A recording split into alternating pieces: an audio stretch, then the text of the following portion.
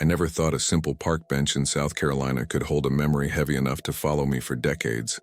But every time I walk past that quiet stretch of grass, every time the light hits the pavement just right, I feel the same slow tightening in my chest. Back then, I believed the days of my life were stable, ordinary, predictable. Now I know better. There are moments that return in ways you don't expect. Shadows replayed, gestures familiar too soon, faces that feel slightly out of place. And it all started with the man who sat there longer than anyone should. His name was Rowan, though he didn't offer it at first. He watched people the way someone watches a memory unfolding or a mistake waiting to repeat. I didn't understand the look in his eyes then. Subtle strain, quiet urgency, a patience that seemed rehearsed.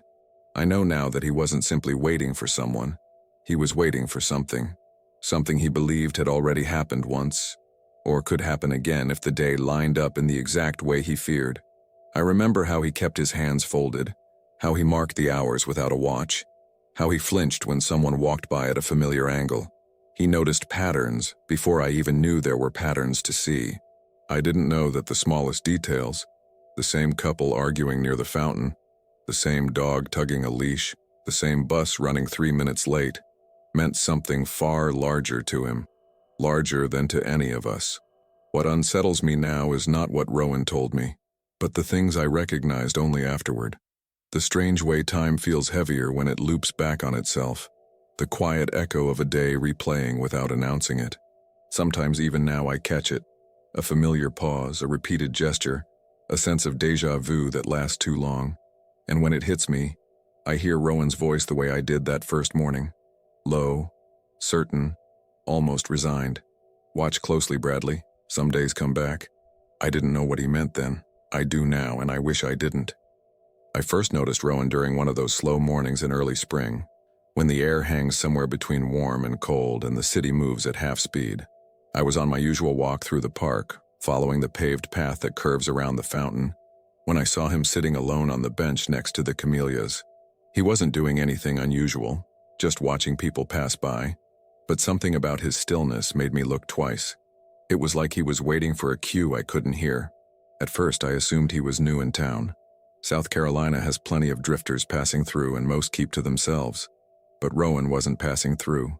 He came back every day, always at the same time, always choosing the same section of the bench as if it belonged to him. I didn't approach him. Not then. I just noticed the patterns he left behind, the way he scanned the park with quiet intention. That week, I began to recognize a kind of rhythm in his behavior. He'd watch the joggers, the regulars walking their dogs, the kids climbing the old brick ledge near the fountain. He paid attention to small details, who arrived early, who lingered, who left in a hurry. And every now and then, his eyes followed someone with a deeper focus, as if he expected them to repeat something they hadn't done yet. I wasn't looking for a mystery. I wasn't expecting anything unusual. But the way Rowan observed the world made me feel like I'd stepped into a story already halfway through. I kept telling myself it was nothing, that I was imagining tension where there was none. I didn't speak to him until the morning he finally looked up and called me by my name, even though I had never introduced myself. Hi, my name is Bradley. If you're enjoying the story so far, I'd really appreciate it if you subscribe to the channel. Have you ever felt a day repeat in a strange or familiar way? Thank you for being here and supporting these quiet, mysterious journeys through time. Now let's get back to the story.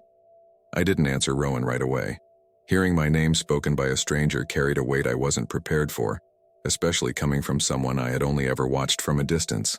I stopped walking, confused, waiting for him to say something else that would clarify the moment. Maybe admit he had mistaken me for someone he once knew. But he didn't correct himself. He simply looked up at me with a quiet familiarity that made my skin tighten. "Sit for a moment," he said, sliding slightly to the right as if leaving space he'd been expecting to use anyway. I hesitated. I didn't know this man, yet something about the way he spoke, calm, steady, almost resigned, felt like he wasn't asking for a favor. He was following a step in a sequence already decided.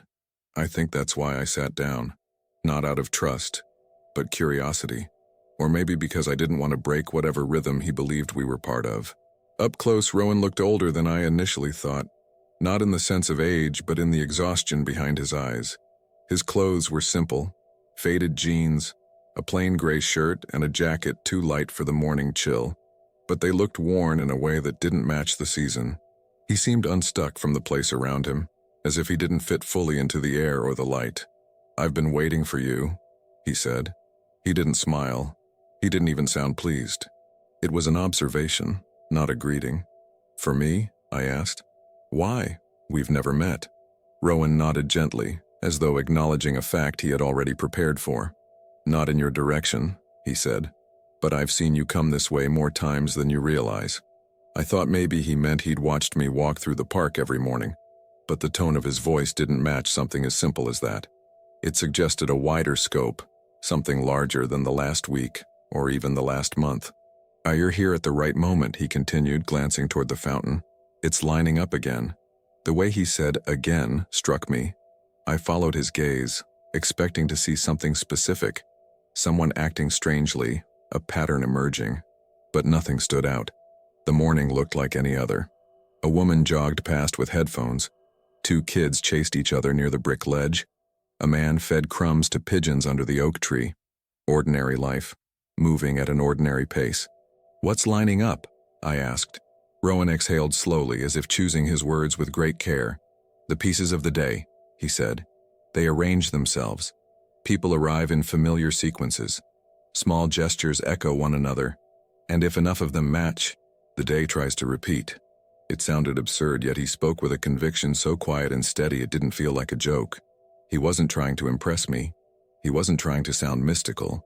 He was reporting something he believed was happening, something he'd witnessed more than once. "You think days repeat themselves?" I asked, trying to keep my tone neutral. "I know they can," Rowan replied, "but only under certain conditions. And this park, well, it's one of those places where the pattern can close on itself." He paused. "It doesn't happen often. Most days drift freely, with enough shifts that nothing catches. But there are times when the rhythm falls into place.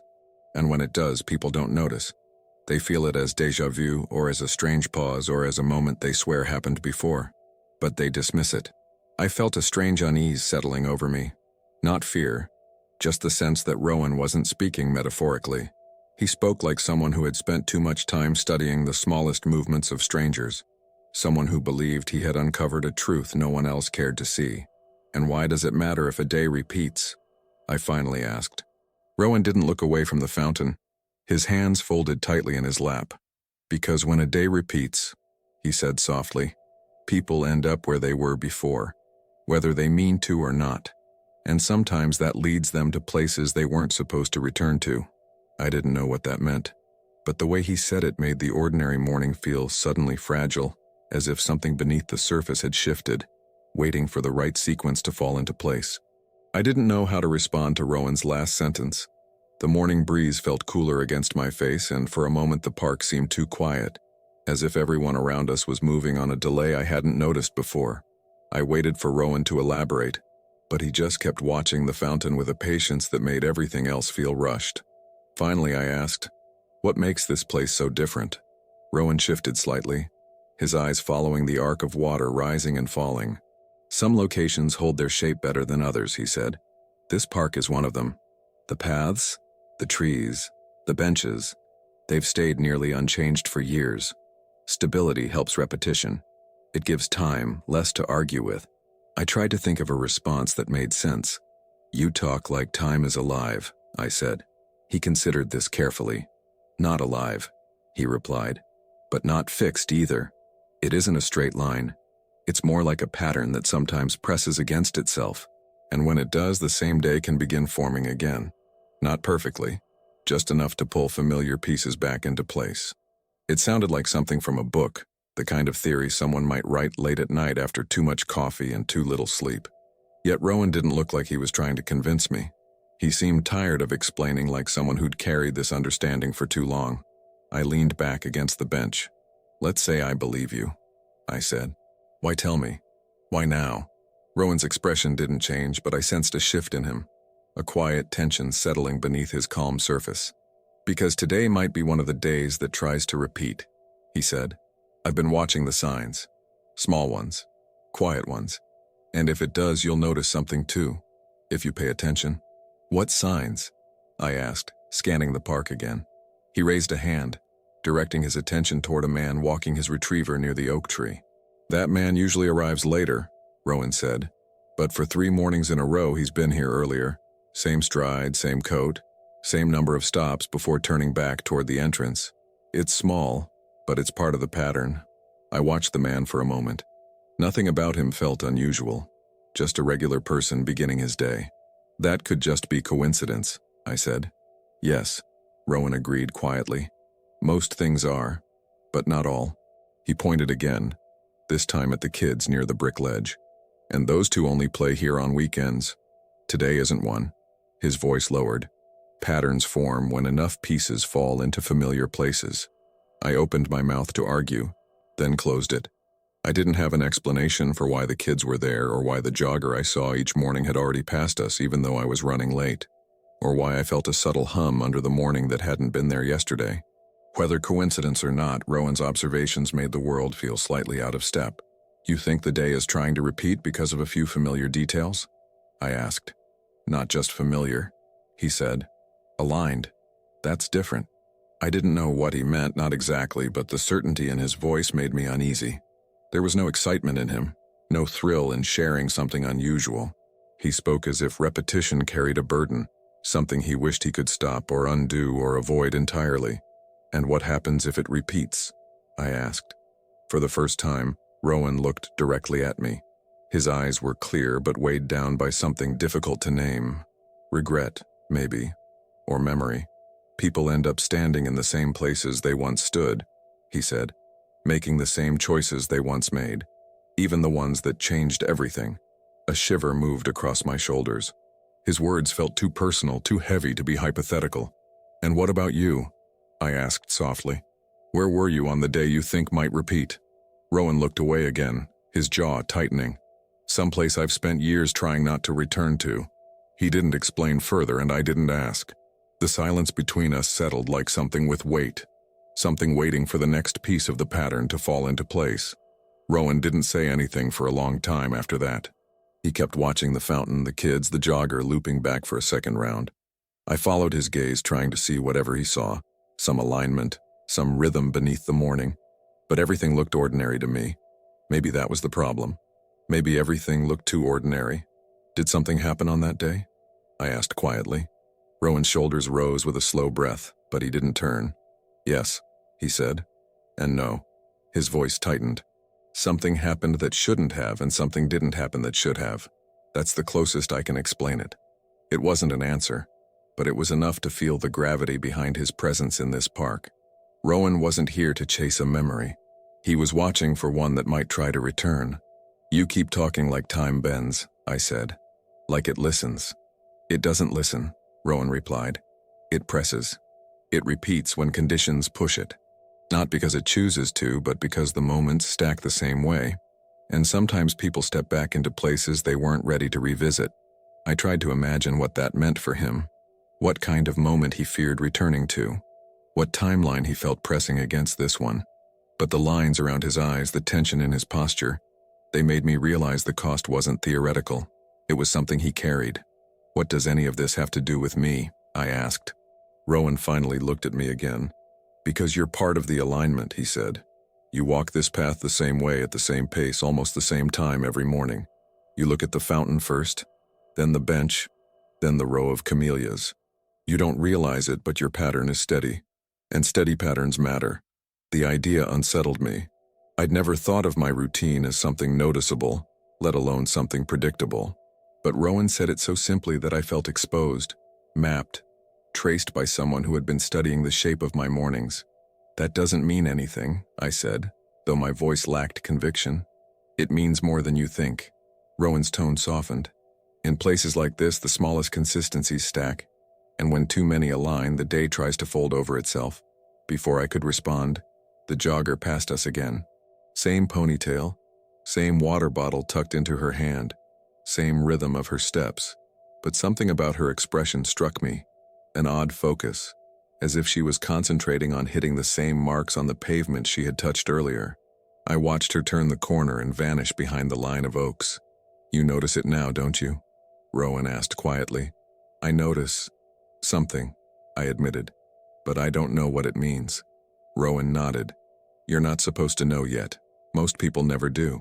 A sudden wind moved through the park, rustling the leaves overhead. It felt like a shift, subtle but real, as if the morning had turned a corner without telling anyone. The shadows changed, thinning for a moment before settling back. I felt a faint pulse behind my ribs, a sense of anticipation I couldn't explain.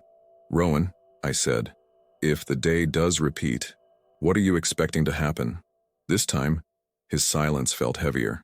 He lowered his head, his fingers tightening together. I'm expecting someone to arrive, he said. Someone who wasn't supposed to return. Someone I've spent years trying not to meet again. I didn't ask who. The way Rowan said it told me enough. This wasn't a stranger, and it wasn't a coincidence. Whatever had happened before, whatever timeline he carried inside him, was tied to a person he feared seeing again. Rowan stood suddenly, as if pulled upward by an unseen thread. His eyes moved across the park with a sharper urgency.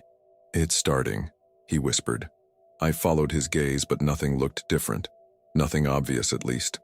But the air felt charged, like the morning had slipped into a second version of itself, quietly overlapping the first. And that was the moment I realized Rowan wasn't waiting for a repeat of the day. He was waiting for the person the day might bring back. Rowan didn't move from where he stood. He kept scanning the park with the quiet intensity of someone searching for a pattern he had memorized long before. I stayed seated on the bench, unsure if I should rise beside him or keep still. The breeze shifted again, carrying the scent of damp earth and blooming camellias, but underneath it lay something else, an uneasiness that made the air feel thinner. What exactly is starting? I finally asked. Rowan didn't look at me. The alignment, he said. The pieces are falling into familiar places. I tried to see what he saw. The jogger passed the fountain again, adjusting her earphones just like before. The man with the retriever slowed to the same pace at almost the same spot. Even the pigeons took off in the same scattered arc when a child ran too close to them. It was subtle, barely noticeable unless you watched with the kind of attention Rowan carried like a burden. People repeat themselves all the time, I said, trying to steady my voice. Routine is normal. Routine is normal, Rowan agreed. But the timing isn't. He pointed subtly toward the park entrance. Watch. A bus rumbled past the gates, its brakes giving the same groan I had heard earlier that morning. It wasn't unusual. Buses passed through here all the time. But the moment it appeared, Rowan's shoulders stiffened. That's Mark 1, he murmured. Mark 1 of what? Of the day folding into itself. I looked at the bus again, expecting something strange to happen. Someone stepping off who didn't belong, a flash of light, anything. But nothing extraordinary occurred. The bus kept moving until its sound faded behind the row of oaks. You're expecting too much, Rowan said, sensing my confusion. Repetition isn't dramatic. It's quiet. It slips in sideways. Most people only feel it as an odd pause, a strange familiarity. Days rarely repeat perfectly, they just lean toward it. And sometimes leaning is enough. He finally sat back down beside me, though his posture remained tense, as if he were bracing himself. Tell me something, I said. If the day repeats, does everyone relive it the same way? Do they know? No, Rowan replied. Most people don't notice. They move through it unaware, hitting the same beats without realizing they're doing it. Only a few feel the shift, and even fewer can tell when it's beginning. And you? I asked. How do you know?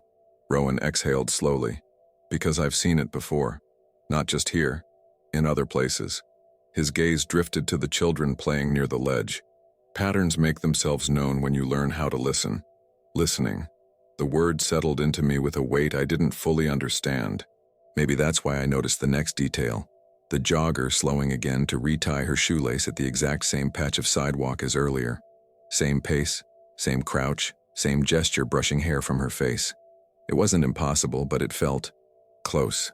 Too close. Rowan watched her too, but didn't speak. His silence said enough. A question had been pressing on me since the moment we started talking, and I finally let it out. Rowan, how did you know my name? His eyes didn't leave the jogger, not at first. I knew it because I've seen you here before, he said. That doesn't explain anything, I replied. Plenty of people see me walk by.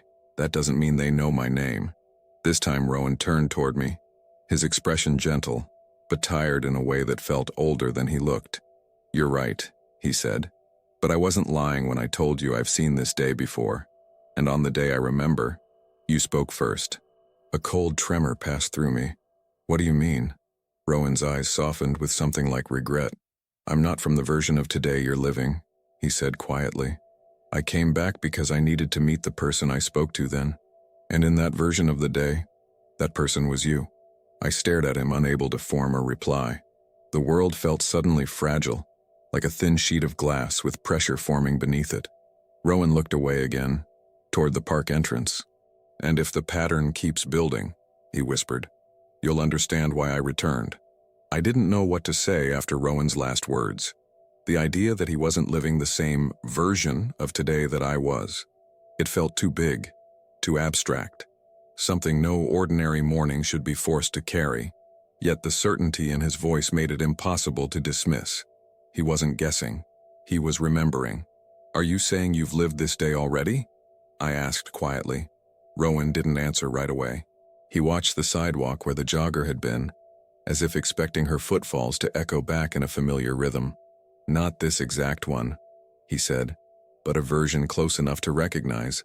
A version that folded differently in ways that mattered." The words sank into me like cold water. "And in that version, we talked?" "Yes," he said. "That's how I knew your name. You sat beside me then too. Only that time, you asked the first question." I tried to picture it. Another version of myself, same bench, same morning, same stranger who wasn't a stranger at all. The idea should have frightened me, but instead it left me with a surreal calm, like standing inside a coincidence too precise to ignore. "If that version of the day already happened," I asked, "why does this one matter?" Rowan closed his eyes briefly.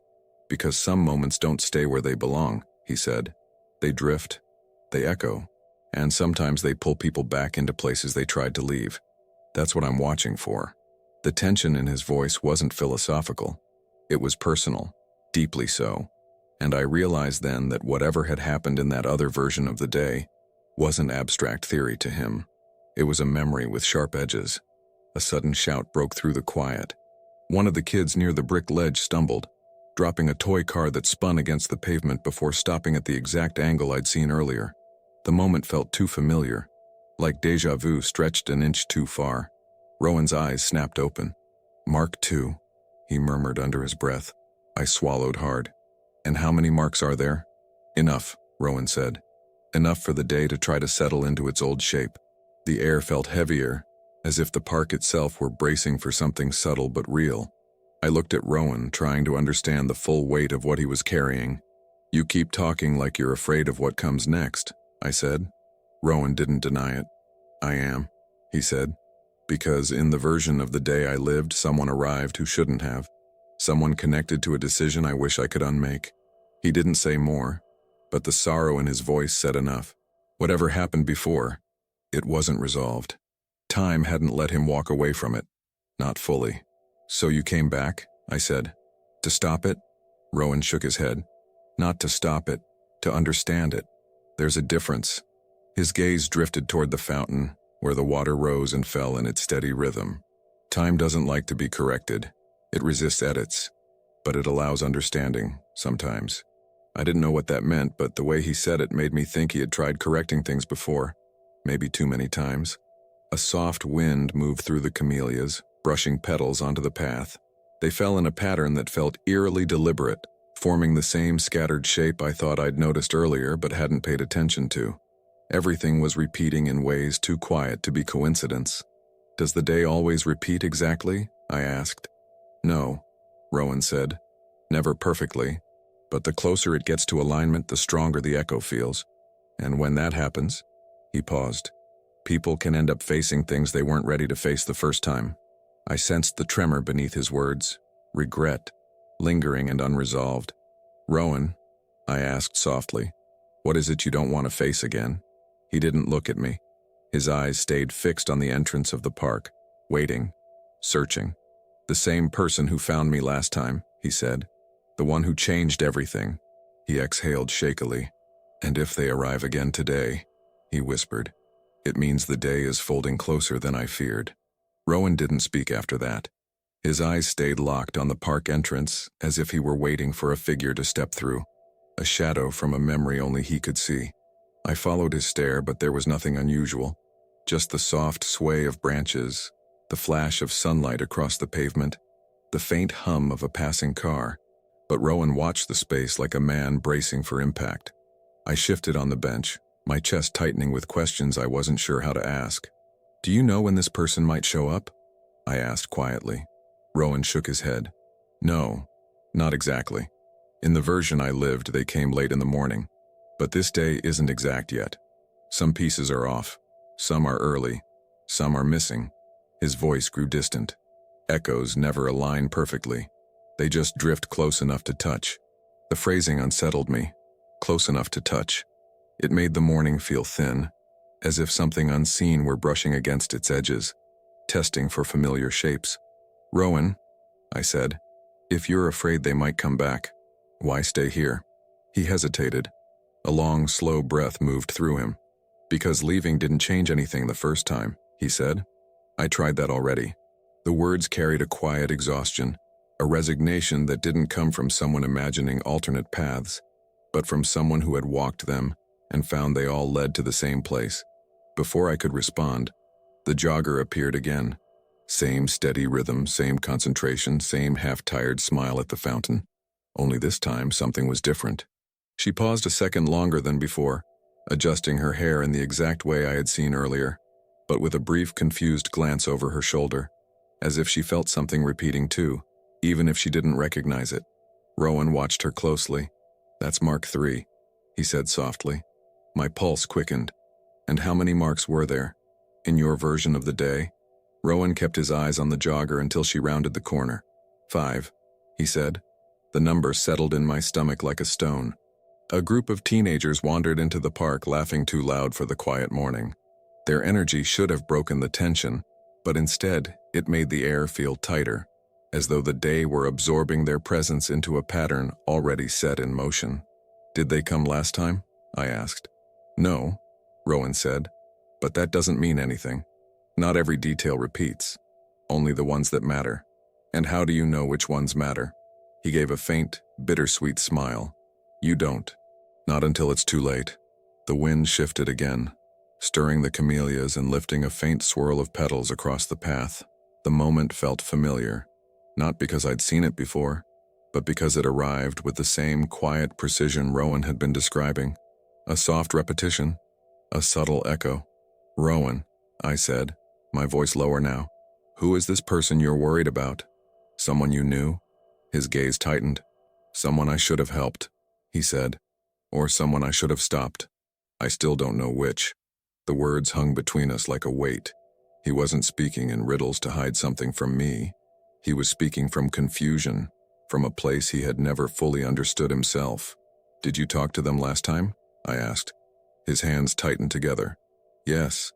"And did they recognize you?" Rowan nodded once. "And that's what frightened me."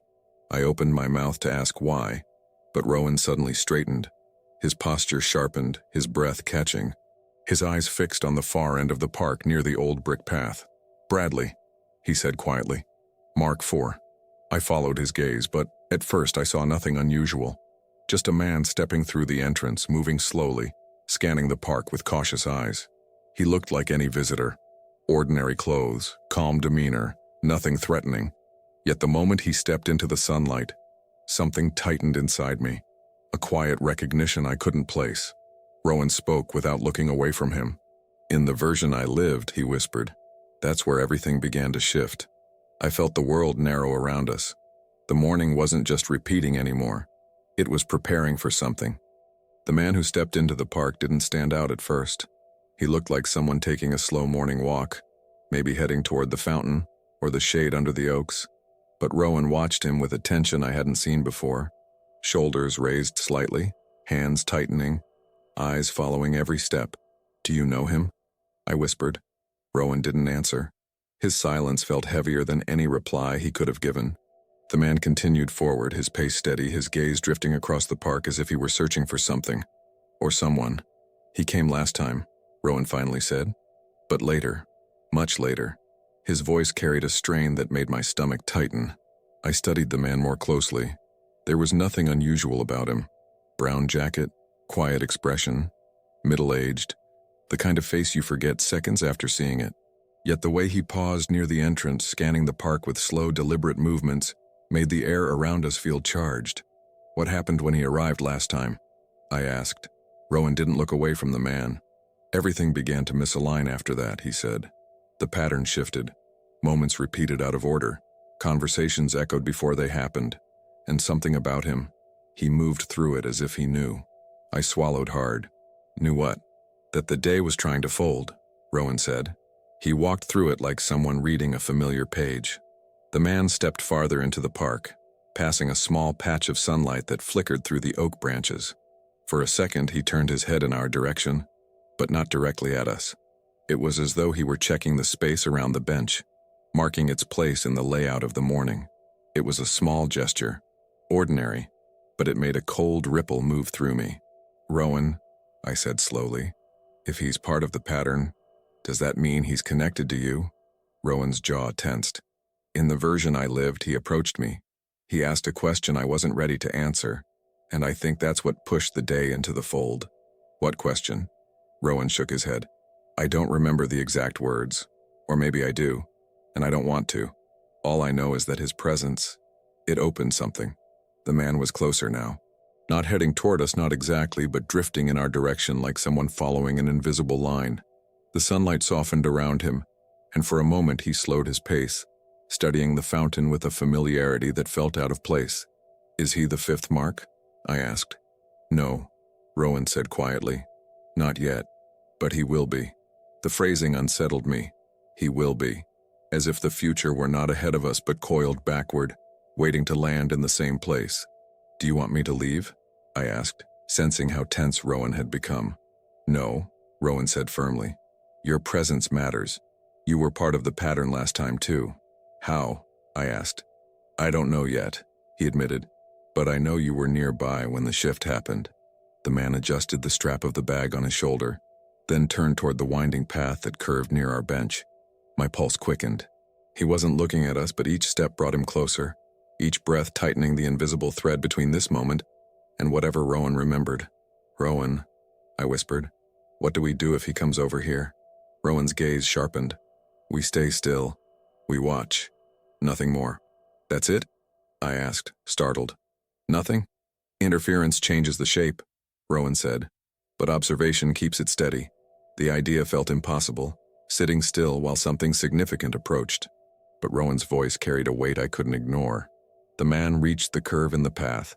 His footsteps softened as he approached the camellias. For a moment, he paused again, his expression turning thoughtful, almost nostalgic, like someone standing inside a memory he never expected to find again.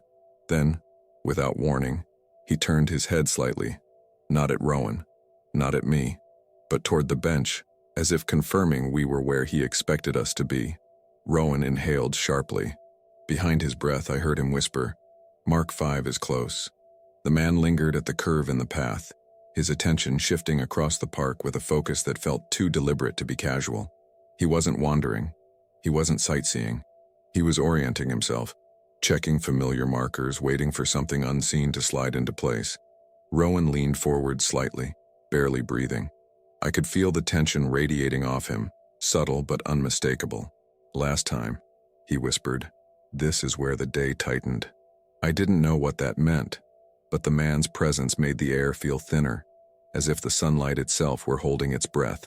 Everything around us seemed to slow, the jogger adjusting her headphones, the retriever circling the same patch of grass, the fountain's rhythm smoothing into something too steady, too practiced. Rowan, I murmured, what if he's just a regular person? Rowan didn't look away. He isn't. Not today. The man stepped closer, following the curve until he reached the small patch of pavement where the camellias cast their scattered shadows. Then he paused. Slowly, deliberately, he raised his head and looked toward the fountain. Not at us, just past us, as though trying to confirm the layout of the morning. A strange emotion flickered across his face, a quiet recognition mixed with an unease that mirrored Rowan's.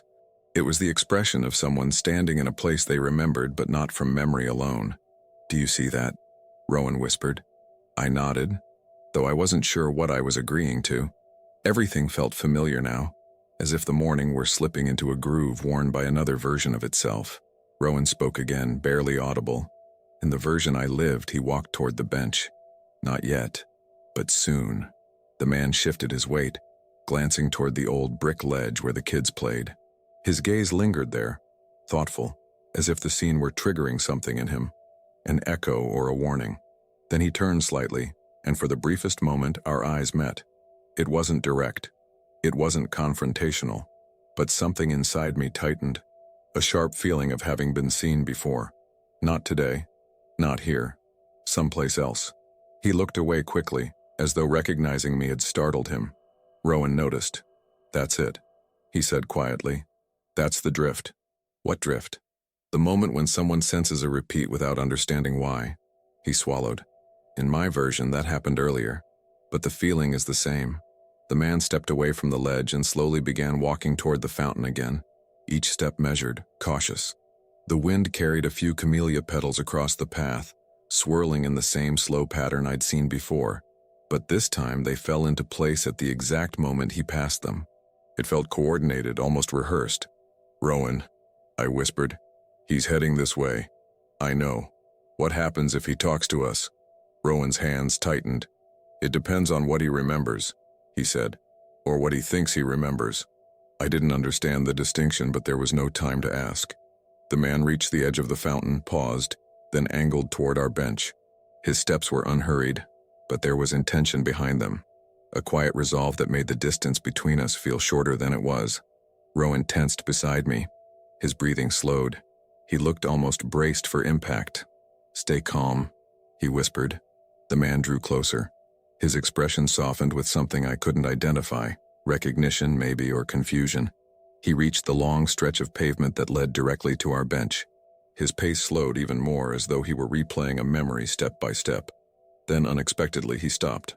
Not far from us, only a few paces. He looked down at the ground as if searching for an anchor. His lips parted slightly like he was about to speak, but no words came. Instead, he closed his eyes and inhaled a slow breath, steadying himself. When he opened them again, the air felt different, like the morning had shifted an inch towards something inevitable. Rowan whispered, "That's Mark 5. The man lifted his head, finally looking directly at Rowan, and in his eyes I saw the same quiet shock I'd glimpsed in Rowan's. Not recognition of a stranger, recognition of a moment repeating. For a moment, none of us moved. The man stood a short distance from the bench, his gaze fixed on Rowan with an intensity that made the world around us feel quieter, as if the park itself had paused to listen. Rowan didn't look away. His posture stayed rigid, but there was something vulnerable in his eyes, like this was the moment he'd been bracing for since dawn. The man spoke first. "Do you remember me?" His voice was steady, yet his expression carried uncertainty, as though he feared the answer as much as he needed it. Rowan didn't respond immediately. The question hung between them like a thread pulled taut, fragile, and waiting to snap. "I remember pieces," Rowan said finally. Not clearly, not in order. The man nodded slowly, almost relieved to hear it. "It's the same for me." I glanced between them, feeling like I was standing inside someone else's unfinished conversation. There was a familiarity in the way they looked at each other, an echo of something shared but shaken loose from its original sequence. The man took a careful step closer. "This place feels the same," he said softly, "even though I don't think I've been here before. Or maybe I have. It's hard to tell." Rowan swallowed. "Last time you arrived later." "I thought so," the man murmured. It felt off, like I walked into the morning too soon. The way he spoke made the hairs on my arms rise. He wasn't talking about being early for a meeting. He was talking about being early for a moment, as if the day itself had cues he was out of sync with. "Who are you?" I asked before I could stop myself. The man's attention shifted to me. He studied my face with the same careful intensity he'd given Rowan. "I don't know if my name will mean anything here," he said quietly. "In the last version, and it didn't matter." A chill moved through me. "Last version," I repeated. "You mean the last time the day folded?" He finished. "Yes." My mouth went dry. Hearing the word from someone other than Rowan made it feel achingly real. Rowan lowered his gaze. "You approached me then?" he said. You asked something. The man nodded. I remember asking, he said, but I don't remember what I was looking for. You asked where you were supposed to go, Rowan whispered, as if someone sent you. The man's eyes widened slightly, not in fear but in recognition. Yes, he said. I remember that part. I remember feeling guided, pulled here. He swept his gaze across the park, over the fountain, the camellias, the brick ledge, the winding paths, as though trying to rediscover the root of a memory he had lived but not fully kept. I felt it again this morning, he admitted. The same pull, not strong, but present, as if something was repeating. Not the events, but the direction. That's the drift, Rowan said quietly. The man exhaled, rubbing his thumb against the strap of his bag. And you, he said, glancing back at Rowan, were the reason I followed it. Rowan stiffened. Why? I don't know, the man admitted. But when I saw you, something in me steadied, like the uncertainty had a shape again. Their exchange felt deeply personal, yet neither of them spoke like lifelong acquaintances. They spoke like people who had shared a moment neither had wanted, and now were standing in its echo. The man looked around the park one more time. It's not the same as before, he said. Not completely. It never is, Rowan murmured. But it's close enough. The man hesitated, then approached the bench fully. He wasn't threatening, just purposeful. He stood in front of Rowan. I need to ask you the same question I asked last time, he said, even if I don't know why. Rowan closed his eyes. His breath shuddered. Whatever that question had been, it carried weight far beyond the words. When Rowan opened his eyes, they glistened faintly, not with fear but with resignation. Go ahead, he said. The man inhaled deeply, gathering whatever memory lingered in him. Then, with quiet certainty, he asked, Am I supposed to be here again? The world seemed to hold still, not frozen, just listening. Rowan didn't answer immediately. His silence stretched across the morning like a line drawn between two versions of the same moment. And for the first time I felt the day tilting, subtle, quiet, but unmistakably bending toward something neither of them wanted to repeat. Rowan didn't answer the man's question right away. He sat perfectly still as if the wrong movement or the wrong thought might shift the park into some version of itself he feared. The man, too, waited quietly, his breathing steady, his eyes searching Rowan's face for something he couldn't name. I felt caught between them, a witness to a conversation unfolding on the edge of two timelines. The man asked again, softer this time, Am I supposed to be here again? The way he said again sent a cold tremor through me. He wasn't asking if he belonged in the park. He was asking if he belonged in this version of the morning, this fragile repetition Rowan had been watching for. And he asked Rowan specifically, as if Rowan held the answer he had come looking for. Rowan inhaled slowly.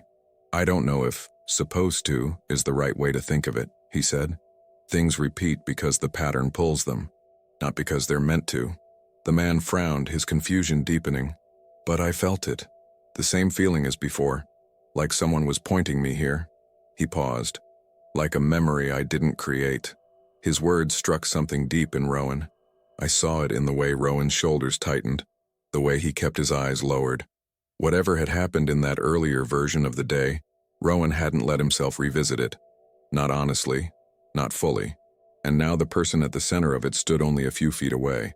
Last time, Rowan said quietly, you asked me the same question, and I didn't know what to tell you then either. The man nodded, absorbing this slowly. I remember the feeling of the moment, he said, not the outcome. That's how echoes work, Rowan replied. They leave impressions, not answers. The wind passed through the camellias again, scattering petals across the path. This time the movement felt heavier, as if the day were slipping further into a pattern both men recognized but couldn't fully grasp. Rowan, I whispered.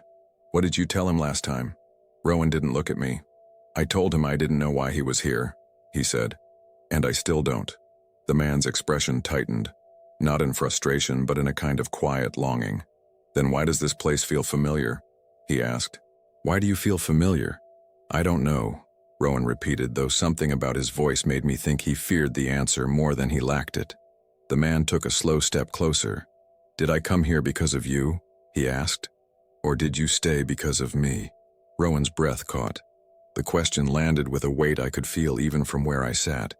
I realized then that their connection wasn't simple, not a meeting of strangers, but of two people standing in the residue of something unresolved. "I didn't stay for you," Rowan said. "I stayed because I felt the day drifting again. And when it drifts, things return." The man looked down, including me. Rowan didn't deny it. A long silence stretched between them. The park seemed to listen. Footsteps softer, wind quieter, sunlight thinning just slightly. I became aware again of the jogger's rhythm, the children's laughter, the retriever circling the grass. Everything moved as before. Too much as before. "Let me ask something else," the man said. "Last time, when I came to you, what did I want?" Rowan hesitated. "You wanted direction," he said finally. "You said you felt lost." The man nodded as though that answer confirmed something in him. "I still feel that," he murmured. "The same way. Like I'm walking inside a memory that isn't mine." Rowan's voice softened. "We both are." The man lifted his gaze again. "If this day is folding," he said, "and we're both inside it, then maybe I'm here because something didn't finish last time." The words hit Rowan visibly. His eyes sharpened, and for a brief moment fear, quiet and human, crossed his face. "Or," Rowan said slowly, "because something is trying to begin." The man stepped back slightly, absorbing that thought. He didn't argue. He didn't look confused. He simply breathed, long and steady, as though preparing for something he couldn't name. Bradley, that is I, could feel the shift too. Not a dramatic break in reality, but a gentle tightening, as if the fabric of the morning were drawing itself together around us. The man finally spoke again, voice low. "If something is beginning, and then what am I supposed to do now?" Rowan didn't have an answer, but the silence that followed told me the day was far from finished. The man's question, "What am I supposed to do now?" hung in the air with a weight that felt almost physical. I realized I'd been holding my breath, waiting for Rowan to respond, but Rowan stayed silent. His jaw tightened, his gaze fixed not on the man but on the park around us, as if the answer depended on more than what either of them wanted. "I don't know," Rowan finally said. "Last time, you didn't ask that." The man nodded slowly, absorbing that detail. "Then what did I do?" Rowan hesitated. "You walked toward the fountain. You looked around like you were waiting for something or someone, and then—" He stopped himself, the sentence unfinished. "And then what?" I asked. Rowan shook his head. "I'm not sure." The moment blurred. Sometimes echoes blur when you try to look too closely at them. His voice grew softer, almost apologetic. "Some memories don't survive the fold." The man took a step back, glancing toward the fountain. "I feel like I've stood there before," he murmured. "But I also feel like I shouldn't go there yet." He looked at Rowan again. "Does that make sense?" "It does," Rowan said quietly. "More than you think." I studied the man, trying to piece together the shape of his confusion. It wasn't fear. It wasn't panic. It was the bewilderment of someone who remembered a moment without remembering the life that contained it. Like waking up from a dream that felt too real but dissolved the second you reached for it. "Do you know your own name?" I asked. The man blinked, surprised by the question. "Yes," he said, "but it feels detached, like it belongs to a version of me that isn't here." "That's common," Rowan murmured. "For time travelers?" I asked before thinking. Rowan didn't answer directly, but he didn't dismiss it either. "For people caught between versions," he said. "People pulled into moments they weren't supposed to revisit." The man exhaled shakily. "So, I'm not from today?" Rowan's silence told me the truth even before he spoke. "Not from this one," he said. The man closed his eyes, steadying himself. "Then why did I come back?" Rowan's voice cracked slightly. "That's what I'm trying to understand." The tension between them deepened. Two men caught in the edges of a day that was trying to mirror another, both trapped in memories that didn't align cleanly. I felt like an outsider, yet I was part of the pattern too. Rowan had said it more than once. I had been here in the earlier version of the day. I had apparently spoken to him. I had a place in this echo. "What if I wasn't meant to return?" the man asked. Rowan met his eyes. "People aren't meant or not meant. They arrive because the pattern pulls them, because something inside the day tries to balance itself." "That's not comforting," the man said with a faint, tired smile. It's not meant to be, Rowan replied. The man looked toward the fountain again. This time I noticed something I hadn't seen before. A single ripple moving outward from the center, though nothing had disturbed the water. No leaf had fallen. No bird had dipped in. It looked like a movement without a cause. Rowan noticed it too. His breath caught. That happened last time, he whispered. The man's posture stiffened. I remember it, he said quietly. Not the sight, the feeling, like something starting beneath the surface. The jogger passed once more, her footsteps aligning almost perfectly with her earlier rhythm. The retriever barked once, just as he had before. Even the children's laughter rose in the same pattern. Tonal, familiar, looping. The day wasn't repeating completely, but it was close enough to feel like a second version written over the first. Rowan, the man said, if I asked you something last time, and you didn't answer the way I needed, could that be why I'm here again? Rowan's eyes softened with a grief I didn't understand. Maybe, he whispered. And this time? The man asked. Will you answer differently? Rowan didn't speak. He looked away, the weight of the moment pressing into him.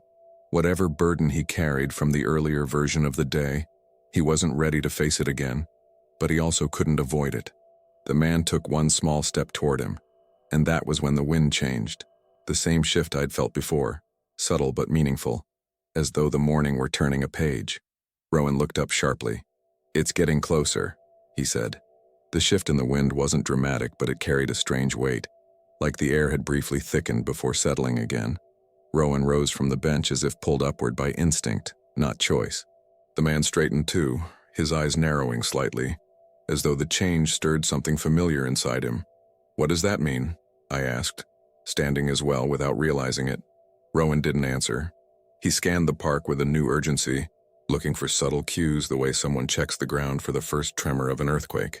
The jogger had paused near the fountain, stretching her legs in an oddly deliberate way, as if she were waiting for something instead of continuing her route.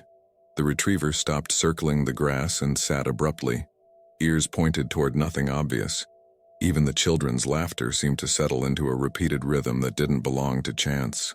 It's aligning faster now, Rowan murmured. The man nodded slowly, troubled. Last time, it didn't happen this early. What does alignment actually do? I asked.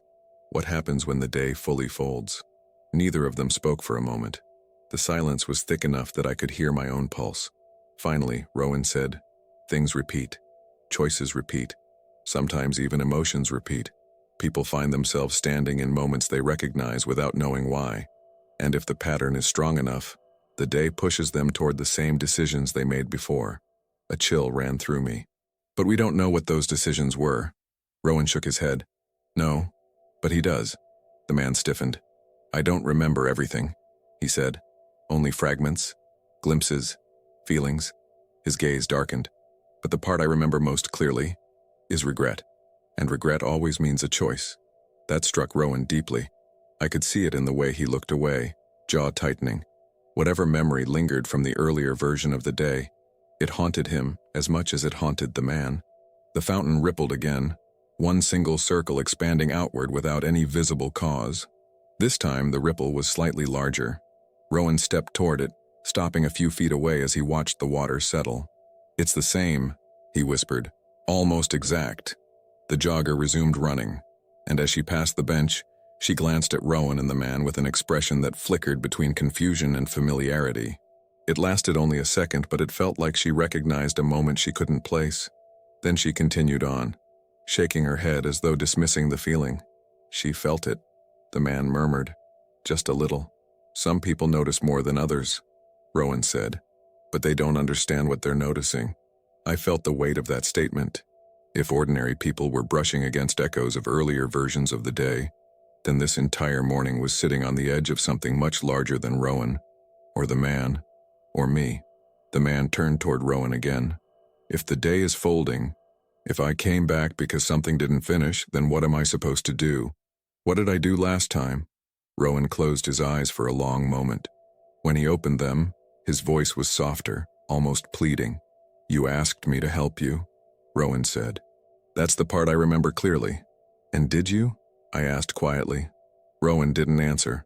The silence that followed was sharper than any words he could have spoken. The man took a slow breath. "Maybe that's why I'm here again," he said. "Maybe the day is trying to let me finish the question or finish the moment." Rowan shook his head. "That's not how time works. It doesn't offer second chances. It just loops when something inside it remains unresolved. And that unresolved thing might be me," the man said. "Or me," Rowan replied. The two of them stood facing each other, two people connected by a version of a day neither fully remembered, but both were still living inside the consequences of. Then the wind shifted again, stronger this time, brushing the camellia branches and scattering petals across the pavement in a pattern that matched the earlier fall with unnerving precision. Rowan exhaled shakily. "Mark 5 wasn't the last one," he whispered. "There's more." I stepped back slightly, the weight of his words settling into me like a warning. The morning no longer felt like it was drifting. It felt like it was circling something central, something waiting to surface. The man looked toward the fountain once more. "What happens?" he asked softly. "When the day stops drifting and finally locks into place?" Rowan swallowed hard. "We're about to find out." The morning felt heavier after Rowan's words, as if the sunlight itself were pressing down on us. The man stayed close to the fountain, watching the water ripple in slow, repeated circles. Rowan stood between us, tense, his eyes darting from the jogger to the children to the retriever, tracking the pieces of the day as though they were falling into place on an invisible board. "Rowan," I whispered, "what does it mean if the day locks into place?" He didn't look at me. "It means everything becomes harder to change." "Change what?" "Anything," he said quietly. "Thoughts, movements, choices. The day starts guiding you instead of the other way around." The idea chilled me. A day with its own momentum, nudging people back toward familiar paths. That was more frightening than anything supernatural. It made free will feel thin, like a thread stretched across a loop. The man stepped closer to Rowan. "Last time, did I follow the day? Or did I push against it?" Rowan's expression darkened. "You pushed. And what happened?" Rowan shook his head. "I don't know. The memory pulls away when I try to look at it, but I remember the feeling afterward, like the morning snapped back into place around you." The man absorbed this silently, his shoulders tightening with unease. "I don't want to break anything," he said, "but I can feel it. Something pulling me the same way it did before." Rowan rubbed his hands together, trying to steady himself. "You're not breaking the day," he said. "You're part of its shape. I just don't know which part." That uncertainty lingered in the air. The jogger passed again, but this time she stumbled slightly, as though tripping over a moment that didn't belong to her. She recovered quickly, glancing around with the uneasy look of someone who felt a shift, but couldn't name it. "She's feeling it too," the man murmured. "Everyone is," Rowan said softly. "They just don't know the language of it." A bus approached the park entrance, its brakes releasing the same groaning sound as before. Only this time the timing felt too perfect, as if the morning were following cues from a script. The retriever barked once, mirroring its earlier rhythm. A child shouted the same phrase he'd shouted earlier, almost word for word. "It's locking," Rowan whispered. The man stepped forward, urgency rising in him. "If it locks," he said, "will I remember what I'm supposed to do?" Rowan hesitated. "Maybe, or maybe you'll relive it." The man clenched his jaw. "Then I need to know what I'm reliving." "You want answers?" Rowan said. "But answers don't belong to moments that haven't arrived yet. You can only watch what returns." The man stared at him, frustration flickering under his calm exterior. "I'm not watching this happen again without knowing why I'm part of it." Rowan didn't recoil. He simply absorbed the man's insistence with a quiet sorrow. "That's what you said last time," he replied. A faint breeze moved through the trees, lifting a handful of camellia petals into the air. They drifted down in the same slow curve as before, and I felt an uneasy shift inside my chest, like time had breathed in and was waiting to exhale. The man turned toward me. "Bradley," he said, "did you feel anything earlier? Before this started?" "I don't know," I admitted. "I just noticed Rowan, and the routines and the familiarity." "You were here last time too," he said. "Rowan told me." "I was," Rowan confirmed quietly. "Bradley spoke to me first." I felt myself growing colder. "What did I say?" Rowan frowned. "I can't remember. The memory is blurry now. But you were part of the moment when the day folded." "Which moment?" I asked. Rowan shook his head. I don't know. Not fully. The man exhaled shakily. If all three of us were here before, he said, then maybe the day is trying to gather the same pieces. Maybe the end of the pattern needs all of us.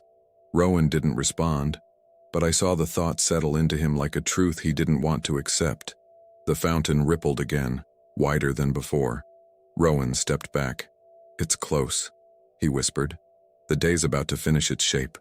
The air seemed to tighten after Rowan's last words, as if the morning itself had taken on a quiet urgency. The man stepped closer to the fountain, watching the widening ripple with attention that mirrored Rowan's. For the first time since this all began, I felt the day pressing back. Subtly, gently, but undeniably. It was like standing inside a memory that had started to remember itself. Rowan, the man said softly, if the day is finishing its shape, does that mean we're reaching the part you lived before? Rowan nodded once, though the gesture was almost reluctant. Yes, but the order feels different. Some pieces are shifting. I don't know if that's better or worse. How did it happen last time? I asked. Rowan rubbed the back of his neck, his fingers trembling slightly. The moment didn't arrive all at once. It crept in, like today, the same patterns forming in small ways, the same movements repeating. And then, he hesitated. Then the feeling changed. It sharpened, like the day had made a decision.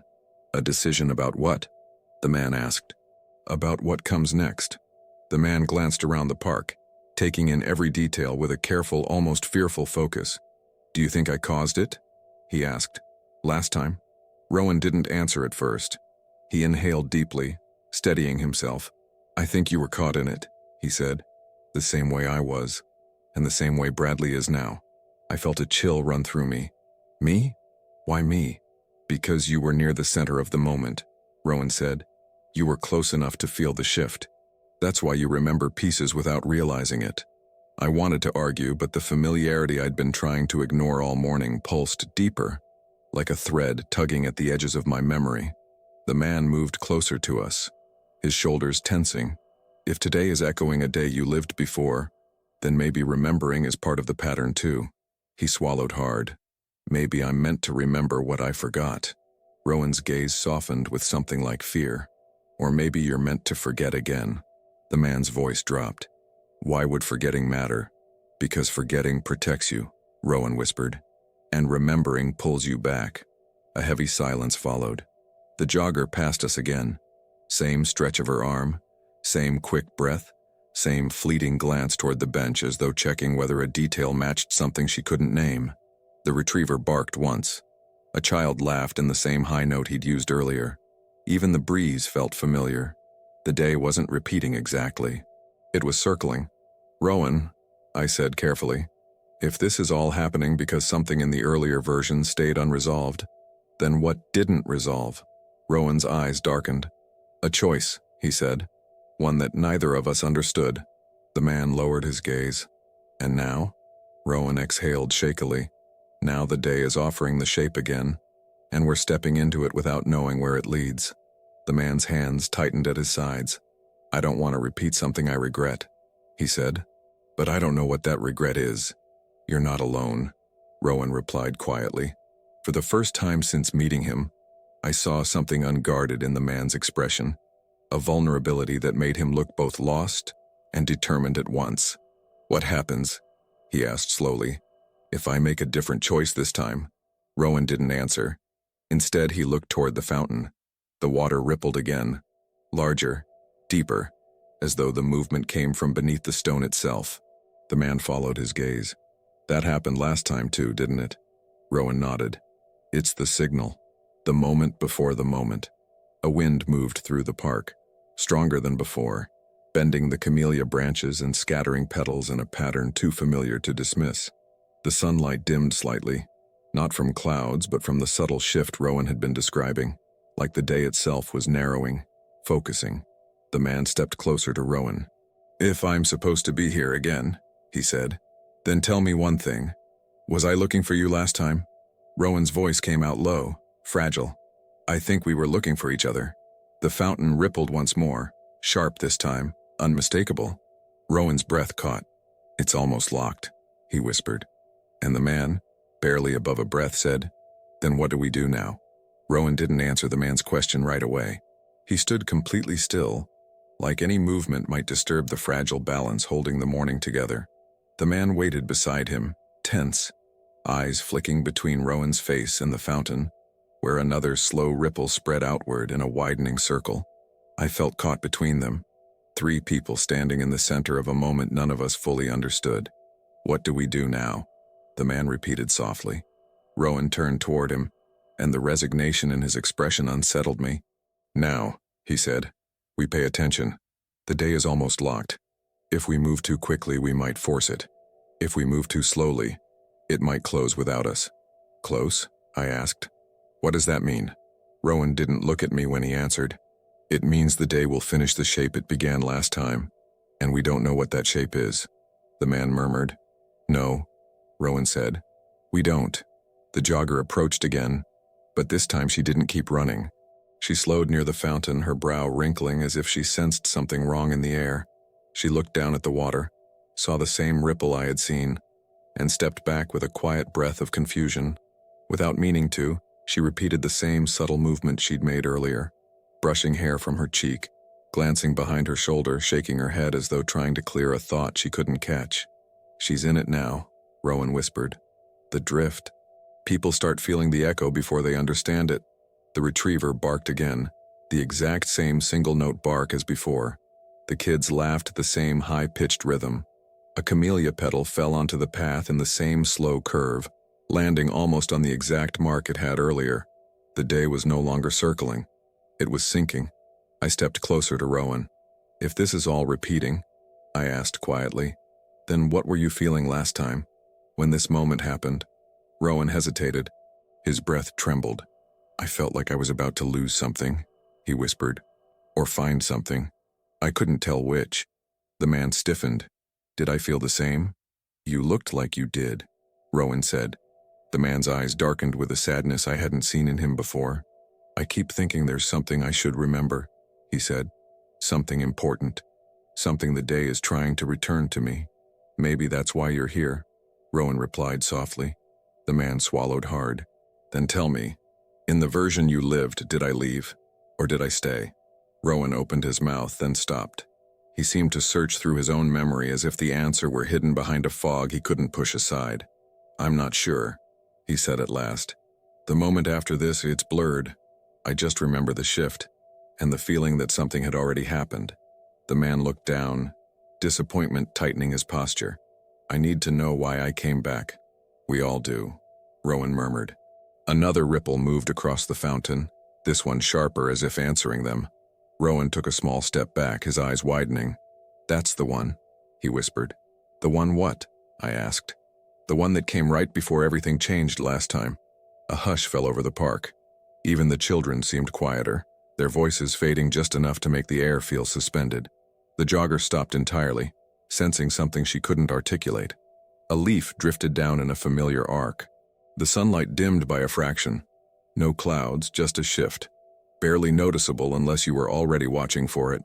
The man stepped closer to the fountain, his breath unsteady. "I feel like I'm standing inside the same second twice," he said, "like something behind me hasn't finished happening yet." Rowan's expression softened with a deep, aching empathy. "I know," he said. "That's how it felt before." The man turned back to Rowan. "If this day is locking into place," he said, "and if I came back because something didn't resolve, then maybe I'm supposed to ask you one more thing." Rowan swallowed. "Ask." The man's voice trembled, but not with fear, with recognition of something approaching. "Last time, before the moment blurred, was I looking for you, or was I looking for myself?" Rowan's breath stilled, and for the first time all morning he had no answer, not even a guess. The day hung quietly around us, waiting. The man's question lingered in the air long after the sounds of the park settled again. Rowan didn't answer him, not because he didn't want to, but because the moment itself seemed to close around us, quiet and delicate, as if any reply might fracture something we weren't meant to touch. The jogger drifted farther down the path. The retriever lay down in the grass. The children's laughter thinned into the distance. Even the fountain's ripples slowed, each circle fading more softly than the last. I realized then that whatever had happened in Rowan's earlier version of the day, it wasn't meant to replay in front of me. Not fully. The shape of the morning had tightened, carrying fragments of something half-lived, half-remembered, but it never completed itself. Instead, it softened, as though the day had taken a breath and decided not to fold all the way. Rowan finally stepped back from the fountain, his shoulders lowering, his expression a mixture of relief and uncertainty. The man watched him closely, waiting for clarity that never came, and somehow that felt right. Not every question needed an answer to matter. Some questions only needed a witness. "We're past the moment," Rowan said quietly. "The day is loosening again." The man nodded, though his eyes lingered on the water as if searching for a final echo. When he looked away, his face carried a strange calm, an acceptance of something unresolved. And me? I stood beside them both, unsure whether I had stepped out of an echo or into one. The morning sunlight brightened just slightly, soft but real, like the day was opening again. Whatever drift had pulled us together, it released us gently, but I still feel it sometimes, a quiet pause, a familiar stillness near that bench, moments that feel like they're waiting to return.